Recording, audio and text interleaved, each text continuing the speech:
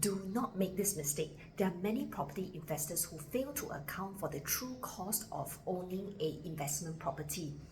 I'm not referring to the initial cost of purchase. These initial costs include things like legal conveyancing fees, your stamp duty, the cost of your renovation. I am referring to the ongoing expenses that happen. These are recurring costs that are required in the upkeep and maintenance of your investment property. So I will categorize these costs into two categories. One would be apparent costs. Second will be not so apparent costs. What I mean by apparent costs are costs that are very obvious and very plain. For example, your mortgage repayment if you bought the property under a loan. Second would be condo maintenance fees if your residential property is a condominium. Third would be property tax. Fourth would be agent fee. Fifth would be fire insurance. If you are a landlord, you are required to purchase fire insurance to cover the structure of the property. Let me talk on the topic of the not so apparent costs.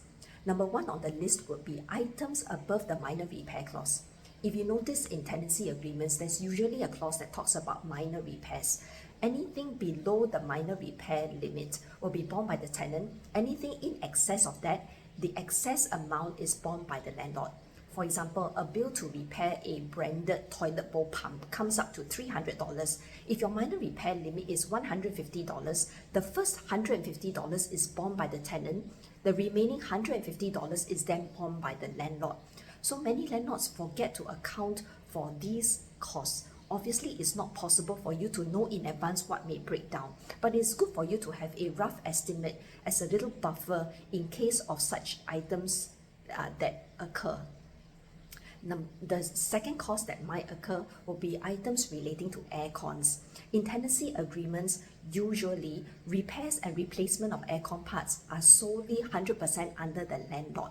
So if your air cons are old, you may wish to buffer a certain amount to cater for such repairs and replacements. The third one will be structural items. In tenancy agreements, structural items will be 100% borne by the landlord. Now, what this means will be things like, for example, it's found that your unit is now leaking into a unit below. Things like that will be 100% under the landlord's cost. Another not so apparent cost that you may wish to account for would be possibilities of increases in your maintenance fees. Especially if you live in an older condominium, you may wish to be mentally prepared that over time, your sinking fund, your maintenance fee contributions may increase over time. So if you are a conservative landlord, you may wish to buffer for such costs. I hope this video has been useful. Give me a text if there are any other costs that you think I may have missed.